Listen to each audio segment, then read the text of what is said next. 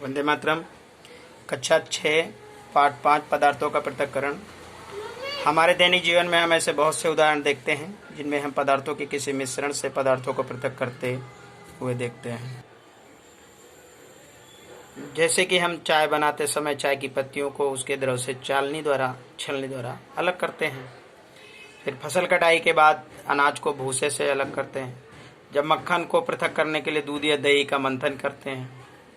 तो ये हमारे दैनिक जीवन में बहुत सारी चीज़ें ऐसे हैं जिनको हम अलग करते हैं। आपने देखा कि रेशों से बीजों को पृथक करने के लिए हम कपास को ओढ़ते हैं तो उससे वो अलग होता है। कदाचित आपने नमकीन, दलिया अथवा पोहा खाया होगा। यदि आपने ये पोहा खाया होगा तो इसमें मिर्च तो है ना। तो खाने से पहले हम उन्हें सावधानीपूर्वक बाहर निकाल देते हैं। तो मान लीजिए कि एक टोकरी है, उसमें आम और अमरूद भरे हैं। आप उन्हें पृथक करने के लिए आपको उससे कहा गया कि भाई आप इसे अलग करिए, तो आप क्या करोगे, है कि नहीं। तो इसके लिए आप एक बार एक प्रकार के फलों को उठाकर किसी पृथक बर्तन में रख दोगे, यानी आप एक बर्तन में उठाकर दूसरे में रख दोगे। तो क्या ये सही है? ठीक है। ये जो दूध या दही मथने वाला मक्खन निकलता है, इससे जब आप ऐसा करना सरल प्रतीत होता है, परंतु यदि पृथक्करण किए जाने वाले पदार्थ आम या अमरूदों की तुलना में बहुत छोटे हों तो उन्हें पृथक करने के लिए क्या करना होगा, है कि नहीं। यानी ये आम और अमरूद जो है बहुत बड़े बड़े हैं, इसको हम आसानी से अलग कर सकते हैं। लेकिन कहने का मतलब ये है कि ऐसे पदार्थ जो बहुत छोटे हों तो उन्हें हम क्या करेंगे, हैं। तो उनको अलग करने के लिए हमें रेत, मान लीजिए कि आप रेत या नमक का मिश्रण है तो कैसे अलग करोगे, है ना। तो उसमें मिश्रण से रेत के कणों को हाथ से बिनकर थोड़ी अलग कर सकते हैं, यानी पॉसिबल ही नहीं है। तो उसके लिए हमें क्या करना है, तो उसके लिए अलग प्रकार की विधि हमें अपनानी पड़ेगी। तो अब हम पदार्थों को पृथक क्यों करते हैं, तो जैसे कि पृथक कर प्रक्रम, जैसे चावलों से पत्थर को पृथक करना, तो उसके पीछे उद्देश्य क्या है जिससे हमें पृथक करते हैं। तो दो भिन्न परंतु उपयोगी पदार्थों को पृथक्करण करना। और जब पृथक्करण अवयवों को हम क्या करेंगे, तो उसके ठोस को हम फेंक देते हैं, जो भी अलग करते हैं। दूसरा है कि जैसे मक्खन प्राप्त करने के लिए दूध का मंथन करते हैं तो उसमें से अनुपयोगी अवयवों को दूर कर देते हैं और हम अशुद्धियों को उसमें से बाहर फेंक देते हैं।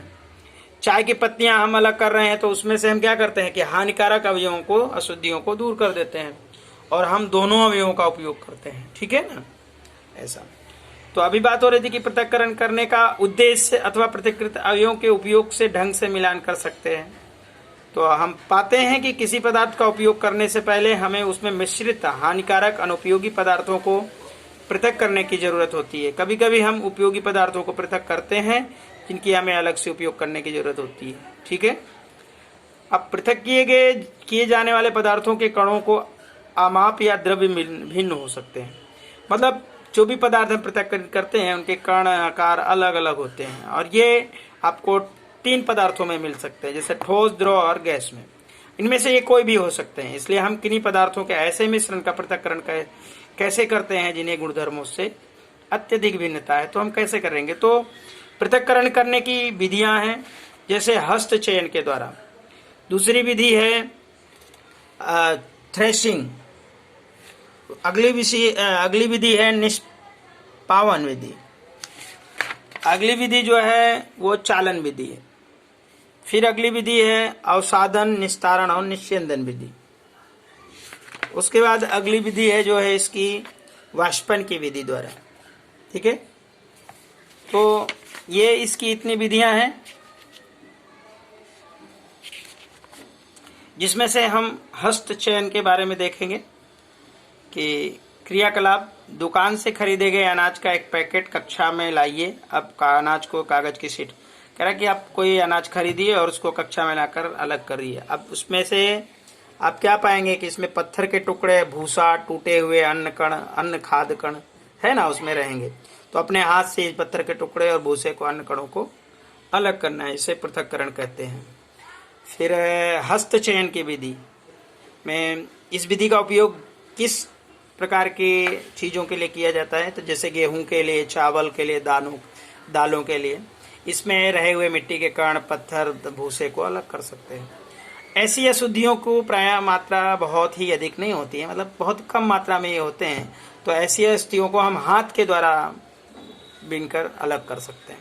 तो ये सुविधाजनक है। जैसा देखिए चित्र में आदमी बोरे से गेहूं निकालकर, अनाज को निकालकर उसे कंकड़ को बाहर कर रहा है। फिर अगली विधि है थ्रेशिंग। आपने खेत अथवा खलिहानों में गेहूं या चावल की सूखी डंडियों के गट्ठर तो देखे ही होंगे, है कि नहीं। उस पे पौधों से अनाज को अलग करने के लिए तो इसमें से अनाज को अलग करने से पहले धूप में सुखाया जाता है। पौधे सूखे पत्तों के ठंडी या अन्य कण लगे होते हैं। खेतों में रखे सैकड़ों गट्ठरों को अन्य लगे कणों की संख्या की कल्पना कीजिए। के बाद ये बहुत सारे गट्ठर लगे हुए हैं खेत में। किसान अन्य कणों को, सूखे पौधों को, इतने गट्ठरों के अनाज को कैसे अलग कर पाएगा, है कि नहीं। बहुत अधिक मात्रा में है। अच्छा, आम और अमरूदों के वृक्षों को तोड़ा जा सकता है, परंतु अन्य कण आम अमरूदों की तुलना में नहीं बहुत छोटे होते हैं, इसलिए इनको डंडियों से तोड़ना असंभव है। तो अन्य कणों की इनकी डंडियों से कैसे पृथक्करण करते हैं। तो इसको अलग करने की, यानी सूखे पत्तों की डंडियों से अन्न कण अथवा अनाज को पृथक करने की जो विधि होती है उसे थ्रेसिंग कहते हैं। और इस प्रक्रम में डंडियों को पीट कर अन्य कणों को पृथक किया जाता है। कभी कभी थ्रेशिंग का कार्य बैलों की सहायता से भी किया जाता है। आजकल तो मशीनों का उपयोग से ही ये सब होता है। अन्य कणों को डंडियों से पृथक करने के लिए थ्रेशिंग मशीनों का उपयोग किया जाता है। देखिए ये पीट कर रहा है और ये है। अब प्लेट अथवा समाचार पत्र के ऊपर रखिए, मिश्रण को ध्यान से देखिए। क्या आप दोनों अवयवों को आसानी से पृथक्करण कर सकते हैं। यानी ये एक्टिविटी करने को बोल रहा है कि अब ये तो हमारी विधि खत्म हो गई थ्रेशिंग वाली। अब इसके बाद है निष्पावन, और इसको हम नेक्स्ट वीडियो में देखेंगे। जय हिंद।